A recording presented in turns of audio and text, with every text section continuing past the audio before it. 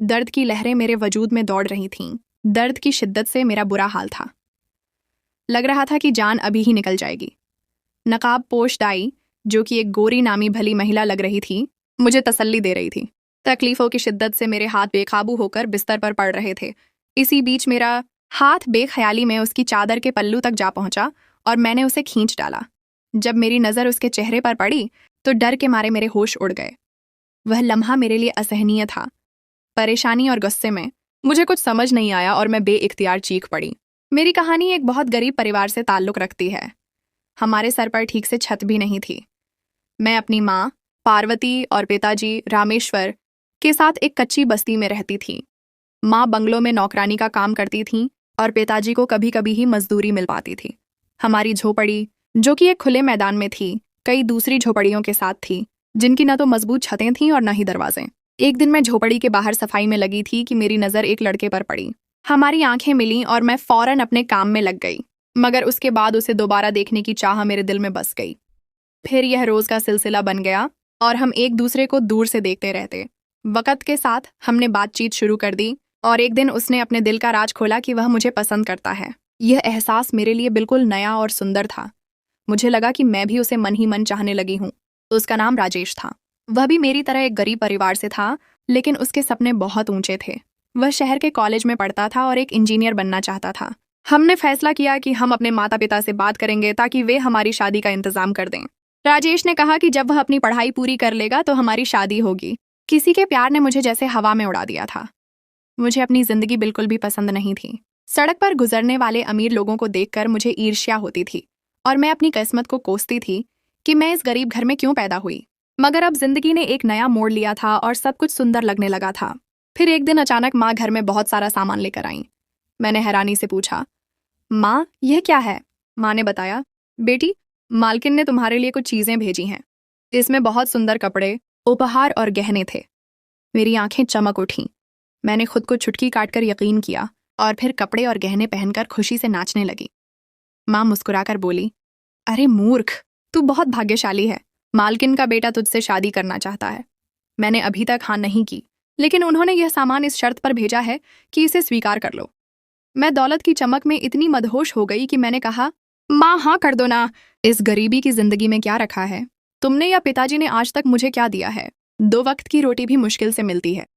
मैं उस लड़के राजेश के प्यार और उससे किए गए वादों को बिल्कुल भूल गई। मेरी आंखें केवल नए कपड़ों और गहनों की चमक से चकाचौंध हो गई थीं। वीडियो पर आगे बढ़ने से पहले यदि आपने हमारे चैनल को सब्सक्राइब नहीं किया है तो कृपया सब्सक्राइब करें और उसके बगल में घंटी को चालू करें। राजेश को जब यह बात पता चली तो वह हमारे घर आया। उसने मुझे समझाने की कोशिश की, मगर मैंने उससे कहा कि तुम मुझे क्या दोगे? तुम तो खुद अभी पढ़ रहे हो। तुम्हारा भविष्य तो अभी भी अनिश्चित है। ये सुनकर उसका दिल टूट गया और वह रोता हुआ वापस चला गया। मुझे उस वक्त जरा भी शर्मिंदगी महसूस नहीं हुई। एक दिन मालकिन के बंगले से एक बड़ी सी गाड़ी आई और माँ पिताजी ने मुझे उनके साथ जाने को कहा।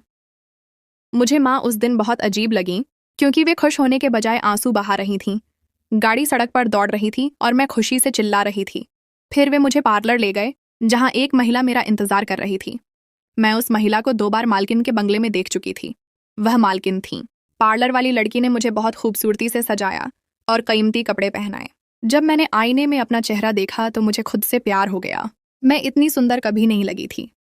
फिर वे मुझे बंगले ले गए जहाँ हिंदू रीति रिवाजों के अनुसार मेरी शादी हुई। मालकिन मुझे कमरे में ले गई और मेरी बहुत खातिरदारी की। मैं अपने अतीत को भूलकर इस स्वर्ग में खो गई थी। सब कुछ सुंदर हो चुका था। मेरे पति राजीव बहुत सुंदर और सभ्य थे। एक रात मेरी आंख खुली। मेरे पति राजीव कमरे में नहीं थे। मैं उनका इंतजार करते करते सो गई। 2 दिन बाद फिर यही हुआ और सुबह मैंने मालकिन के सामने पति से पूछा, आप आधी रात को कहाँ चले जाते हैं? वे घबरा कर बोले, कुछ नहीं, कहीं नहीं, मैं लॉन में था। मैं चुप हो गई, मगर मुझे चिंता होने लगी। मेरे पति और मालकिन का रवैया मेरे साथ ठंडा पड़ गया था। वे दोनों मुझसे बहुत कम बात करते थे। शायद वे नहीं चाहते थे कि मैं उनके बहुत करीब आऊं। मैं गरीब थी, लेकिन मैं जबरदस्ती तो नहीं आई थी। दिन गुजरते गए और मैं उम्मीद से हो गई। ये जानकर मेरे पति और मालकिन बहुत खुश हुए। मिठाइयाँ बांटी गईं और मेरा बहुत ख्याल रखा जाने लगा। एक रात फिर मेरी आंख खुली और पति गायब थे। मुझे प्यास लग रही थी। पास पड़ा जग भी खाली था। मैं पानी पीने के लिए रसोई घर में जा रही थी कि मुझे कानाफूसी की आवाज़ सुनाई दी। जब मैं करीब गई तो सुना कि मालकिन कह रही थी, मुझसे वादा करो कि जब बच्चा पैदा हो जाएगा आप उसे मेरी गोद में डाल देंगे। मेरे पति ने कहा, फिक्र मत करो, वह हमारी औलाद होगी। वह गरीब है, लालच में आ जाएगी, उसे कुछ रुपए देकर वहीं छोड़ाऊंगा। इस बातचीत के दौरान एक और आवाज़ सुनाई दी। ये मालकिन के बेटे की आवाज़ नहीं थी, बल्कि यह एक पुरुष की आवाज़ थी जो बहुत धमकी भरे लहजे में कह रहा था, अगर तुम लोगों ने अपनी साजिश में कोई भी गड़बड़ की तो उसका अंजाम बहुत बुरा होगा। यह लड़की हमारे पिताजी की जमीनों का एकमात्र जरिया है, इसे किसी भी हाल में संभाल कर रखना है। दिवाली का महीना था और दीदान की रात गुजर चुकी थी। सुबह दिवाली थी। हमारी शादी को 1 साल हो चुका था और मेरे आखिरी दिन चल रहे थे। ये सुनकर मेरा वजूद कांप उठा, मेरे शरीर में कंपकंपी होने लगी। मैंने पति को आवाज़ देना चाहा, मगर हिम्मत न हुई। ये सदमा मेरे लिए असहनीय था। मुझे ये समझ में आया कि वह मालकिन कोई और नहीं, मेरी सौतन थी। वह मेरे पति से उम्र में बड़ी लगती थी। मैं एक गरीब घर की अनपढ़ लड़की थी। मैंने कभी उनके रिश्ते के बारे में पूछा भी नहीं था। ये सब जानकर मुझे अचानक दर्द शुरू हो गया। मैं दर्द से कराहती हुई दरवाजे की तरफ गई और वह मेरे वजन से खुलता चला गया और वे दोनों एक दूसरे के बहुत करीब थे। मेरी हालत देखते हुए वे दोनों फौरन उठे। उन्होंने तुरंत गाड़ी निकाली। हम झच्चा बच्चा केंद्र की तरफ रवाना हुए, मगर वह बंद था। उन दिनों कोरोना की वजह से देश में डर फैला हुआ था और दिवाली की छुट्टियों की वजह से भी कर्मचारी ज्यादातर घर पर होते थे। मेरी नाजुक हालत देखते हुए पति ने दूसरे अस्पताल का रुख किया, मगर वह भी बंद मिला। वक़्त के साथ मेरे दर्द की शिद्दत बढ़ती जा रही थी। मेरी सौतन ने कहा, मैं एक दाई को जानती हूँ, लेकिन मुझे उसका पता मालूम नहीं है। साथ वाली चाची रीना आंटी जरूर जानती होंगी, क्योंकि पिछले दिनों उनकी बहू की डिलीवरी भी उसी ने कराई थी। उनकी बात पर मेरे पति मुझे घर ले आए और मेरी सौतन साथ वाले घर गईं। हमारी पड़ोसन रीना आंटी बहुत ही अच्छी और सुलझी हुई महिला थीं। उन्हें सारी स्थिति से अवगत कराया गया। वे हमारे घर आईं और मुझे तसल्ली दी और कहा, फिक्र मत करो, वह नेक परवीन दाई अपने काम में बहुत माहिर हैं और पैसे भी बहुत वाजिब लेती हैं। मेरे पति उन्हें गाड़ी में ले गए ताकि वे जल्दी उसे ले आए। मैं दर्द से तड़प रही थी। कमर का दर्द मेरी जान निकाल रहा था। मुझे लगा कि मेरा आखिरी वक्त आ गया है। मैंने ओम का जाप शुरू कर दिया। मुझे अपनी माँ याद आने लगी। मैं शादी के बाद एक बार भी अपने माता पिता से नहीं मिली थी, क्योंकि मालकिन ने कहा था कि उन्होंने मेरे माता पिता को काफ़ी रकम दी है और ये वादा लिया है कि वे मुझे कभी परेशान नहीं करेंगे। मुझे भी अपनी झोपड़ी में जाने की कोई चाह नहीं थी, लेकिन आज मुझे एहसास होने लगा कि इसी तकलीफ से मेरी माँ ने मुझे जन्म दिया था। मेरी आंखों से आंसू बह रहे थे। मेरी सौतन मेरे पास बैठी तसल्ली दे रही थी, लेकिन वे मुझे अबज़र लग रही थीं। मैं उसे अपनी इस तकलीफ का जिम्मेदार ठहराने लगी। 10-15 मिनट बाद गाड़ी घर में दाखिल हो गई और एक नकाबपोश दाई अब हमारे घर में मौजूद थीं। उन्होंने अपने आप को एक बड़ी सी काली चादर में छुपाया हुआ था। वे बहुत धार्मिक लग रही थीं। मैंने अपने पति से कहा, मैं मर जाऊंगी, मुझसे यह दर्द बर्दाश्त नहीं हो रहा है। मुझे महसूस हुआ कि उनकी आंखों में भी नमी उतर आई थी। वे कुछ बोल न सके। रीना आंटी ने मुझे सीने से लगाया और कहा, कुछ भी नहीं होगा, ईश्वर सब बेहतर करेंगे, दिल छोटा मत करो। नकाबपोश दाई ने कहा, आप मुझे अकेला छोड़ दें ताकि मैं अपना काम कर सकूं। अब वे और मैं कमरे में अकेले थे। उन्होंने अभी तक नकाब नहीं उतारा था और अपना काम शुरू कर दिया था। उन्होंने मेरे पेट से कपड़ा हटाकर मेरे बच्चे की स्थिति जांची और मुझे एक गोली दी। उन्होंने तसल्ली देते हुए कहा कि अगर ईश्वर ने चाहा तो मैं जल्दी फौरिग हो जाऊंगी, बस मुझे धैर्य से काम लेना है। मुझे उनकी बात सुनकर तसल्ली हुई और दवाई के असर से कुछ ही देर में मेरे दर्द की शिद्दत और बढ़ गई। वह मेरे शरीर की मालिश करने लगी। थोड़ा सा सुकून महसूस होता और फिर दर्द कमर में फैल जाता। उन्होंने मेरे शरीर की मालिश करके मुझे सुकून देने की पूरी कोशिश की, लेकिन अब शिद्दत ज्यादा हो रही थी। मैं जोर जोर से अपने बाजू बिस्तर पर मारने लगी। हाथ मारते मारते उनकी चादर का पल्लू मेरे हाथ में आ गया, जिसे मैंने दर्द की शिद्दत में ही खींच डाला और मुझे बिल्कुल अंदाजा नहीं हुआ। ईश्वर की कृपा हुई और मेरा बच्चा इस दुनिया में आ गया। उसके रोने की आवाज़ सुनकर दिल में सुकून सा उतरा। मैंने एक गहरी सांस ली और अपने बच्चे को देखने की चाह हुई। वह बच्चे को लपेटने लगे और उन्होंने तुरंत अपना मुंह दूसरी तरफ कर लिया। बच्चे को पलंग पर रखते हुए अपनी बड़ी सी चादर से खुद को छुपाने लगे। जब मेरी उन पर नजर पड़ी तो मुझे उनके चेहरे पर दाढ़ी के बाल साफ दिखाई दिए। वह खुद को छुपा चुके थे। वह मेरे करीब आए ताकि अपना काम खत्म कर सकें। मैं उनका यह रूप देखकर डर गई। मेरा यह सोचकर डर से बुरा हाल हो गया कि मेरी डिलीवरी एक पुरुष के हाथों हुई है। मुझे कुछ समझ नहीं आया। मैंने अपनी हालत पर भी ध्यान नहीं दिया और अपने पति को आवाजें देना शुरू कर दिया। वे तुरंत कमरे में दौड़ते हुए आए। मालकिन यानी मेरी सौतन और रीना आंटी भी साथ थीं। रीना आंटी ने तुरंत मेरे ऊपर चादर डाली और मैंने अपने पति से कहा, यह कोई लड़की या महिला नहीं है। वे कहने लगे, रबिया क्या हो गया है तुम्हें, कैसी बातें कर रही हो। मैंने रोते हुए कहा, मैं ठीक कह रही हूँ, मैंने उनके चेहरे पर दाढ़ी के बाल देखे हैं। मेरे पति हक्के बक्के रह गए। अब तो रीना आंटी भी हैरानी से मेरा मुंह ताकने लगीं, क्योंकि इस दाई को वहीं तो लाई थी। मेरी बात सुनकर वे परेशान होने लगीं। उन्होंने कहा, बेटी तुम्हें कोई गलतफहमी हुई होगी। मैंने कहा, नहीं आंटी, उनके चेहरे पर दाढ़ी मौजूद है। अब मेरे पति की आंखें गुस्से से लाल हो गईं। उन्होंने उससे कहा। मेरे पति का गुस्सा देखकर वह थर थर कांपने लगा। उसने नकाब नहीं उतारा, बल्कि माफी मांगने वाले अंदाज में मेरे पति के आगे हाथ जोड़े। मेरे पति ने खुद ही गुस्से से उसका नकाब खींच डाला। उसके चेहरे पर साफ दाढ़ी थी। ये देखकर मेरे पति बेकाबू हो गए। रीना आंटी और मालकिन भी हक्के बक्के रह गईं। अब मेरे पति उसे घसीटते हुए कमरे से बाहर ले गए और मारना पीटना शुरू कर दिया। मुझे उनके मारने की आवाज साफ सुनाई दे रही थी। वह पुरुष बुरी तरह चीखने लगा, चिल्लाने लगा। रीना आंटी ने मुझे साफ सुथरे कपड़े पहनाए और मालकिन बच्चे को साफ करके कपड़े पहनाने लगीं, फिर मेरे साथ ही लिटा दिया। मुझे हैरानी हुई, लेकिन मैं अब तक चुप थी। खुशी का माहौल था और हमारे घर में तो अजीब ही वातावरण बन चुका था। मेरे पति जब मार मार कर थक गए तो उन्होंने पुलिस को फोन लगाया। थोड़ी ही देर में पुलिस हमारे घर आ चुकी थी। मेरे पति ने उन्हें बताया कि यह पुरुष महिला का रूप धारण करके न जाने कब से महिलाओं के बच्चे पैदा करता रहा है। ये बहुत ही गलत हरकत है। इसे कड़ी से कड़ी सजा मिलनी चाहिए। ये एक धार्मिक देश है और यहाँ यह सब किसी भी तरह बर्दाश्त नहीं किया जा सकता। वह पुरुष अब पुलिस अफसर के आगे हाथ जोड़कर रोने लगा और कहने लगा कि वह एक बार उसकी कहानी सुन ले। जैसा वे समझ रहे हैं वैसा नहीं है। वह बहुत मजबूर और बेबस है। मेरे पति ने उसको 2 थप्पड़ और लगाते हुए कहा, ये कैसी मजबूरी है और कैसी बेबसी है कि तुम और 100 धंधे छोड़कर मासूम महिलाओं की इज्जत का तमाशा बना रहे हो। शर्म नहीं आती तुम्हें? तुम्हारी गलती को किसी भी तरह माफ नहीं किया जा सकता। पुलिस अफसर ने मेरे पति को संयम बरतने को कहा और कहा कि हम अपनी कार्रवाई करते हैं, लेकिन मैं चाहूंगा कि पहले आपके सामने ही उससे उसकी कहानी यहीं आपके घर में ही सुन ली जाए। उसके बाद आप जैसा कहेंगे हम वैसे ही कार्रवाई को जारी रखेंगे। सब टीवी हॉल में मौजूद थे। अब हॉल में चुप्पी छा गई। सब लोग बैठे थे। मुझे कमरे में सबकी आवाज साफ सुनाई दे रही थी। वह पुरुष जो दाई बना हुआ था, उसकी आवाज बिल्कुल स्त्री जैसी थी। उसने अपनी कहानी सुनानी शुरू की। मैं नहीं जानता कि मेरे माता पिता कौन हैं, लेकिन मैंने जिसके यहाँ परवरिश पाई वह एक दाई थी जिसका नाम शांति था। वह लोगों के बच्चे पैदा किया करती थी और बड़े बड़े अमीर लोग भी उससे ही यह काम लेते थे, क्योंकि वह अपने काम में बहुत माहिर थी। एक दिन एक अमीर परिवार की बहू के यहाँ मेरी पैदाइश हुई, लेकिन ईश्वर की कृपा कि न तो मैं पुरुष था और न ही स्त्री। और यह बात मेरे माता पिता और दादा दादी से किसी भी तरह बर्दाश्त नहीं हुई। उन्हें मैं किसी भी तरह स्वीकार नहीं था, बल्कि मैंने यहाँ तक सुना कि मेरी माँ ने तो मुझे उठाना तो दूर, देखना भी गवारा नहीं किया। उन्होंने शांतिदाई की मिन्नत की कि वह मुझे अपने साथ ही ले जाए और इसके बदले में मुआवजा भी देंगी। शांतिदाई ने मुझे कुछ रुपयों के लालच में रख लिया और मेरी परवरिश शुरू कर दी।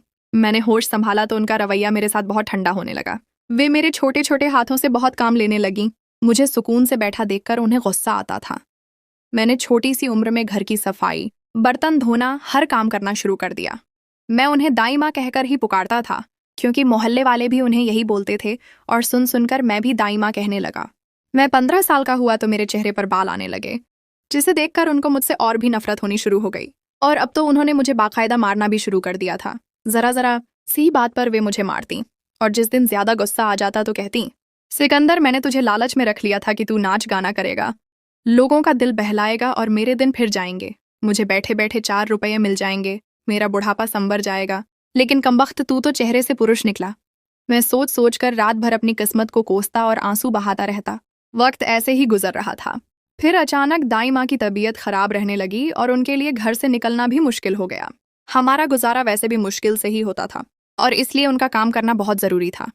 यही काम तो हमारी रोजी रोटी का जरिया था। एक दिन उन्होंने मुझे कहा कि अच्छे से नकाब पहन और मेरे साथ चलो। मैंने जल्दी से नकाब किया और उनके साथ चल पड़ा। मुझे नहीं मालूम था कि मैं कहाँ जा रहा हूँ। कुछ लम्हों की चुप्पी के बाद वे बोलीं कि अब तुम्हें मेरे काम को संभालना होगा और मुझे नसीहत करने लगीं कि जैसे जैसे वे कहेंगे मुझे वैसे ही करना होगा। उनके काम में उनकी मदद करवानी है और हर चीज़ को अच्छी तरह से देखना है। वे मुझे कह रही थीं कि उनकी तबीयत ठीक नहीं रहती। अब इस पेट की खातिर मेरा ये काम संभालना बहुत ज़रूरी हो गया है। उनकी बातें सुनकर मेरी आंखों में आंसू आ गए। आज पहली बार मैंने उनको इतना कमज़ोर और नरम देखा। वह जैसी भी थीं, मेरी माँ जैसी थीं और मुझे उनसे प्यार था। अब वह मुझे अक्सर साथ ले जाने लगीं और मैं उनकी निगरानी में यह काम करने लगा। फिर एक दिन उनको दिल का दौरा पड़ा और मुझे अकेला छोड़कर वे इस दुनिया से चली गईं। वह दिन मुझ पर पहाड़ बनकर टूटा। उनके जाने के बाद मुझे उनकी सख्तियाँ बहुत शिद्दत से याद आने लगी थीं। मुझे किसी की मोहताजी नहीं थी। वह मुझे किसी काबिल बना गई थी, मेरा नाम बना गई थी।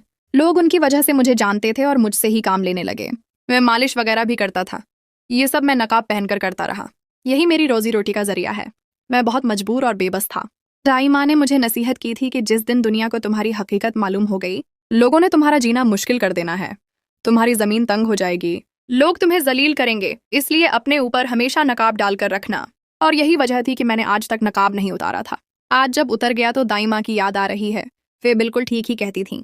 अब वह अपने शरीर को दबाते हुए अपने दर्द का इजहार कर रहा था कि उसे इस कदर दर्द सहना पड़ा। वह रोते रोते चुप हो गया था और मैं जो कमरे से यह सब कुछ सुन रही थी, मेरी आंखों से न जाने कब आंसू निकल पड़े।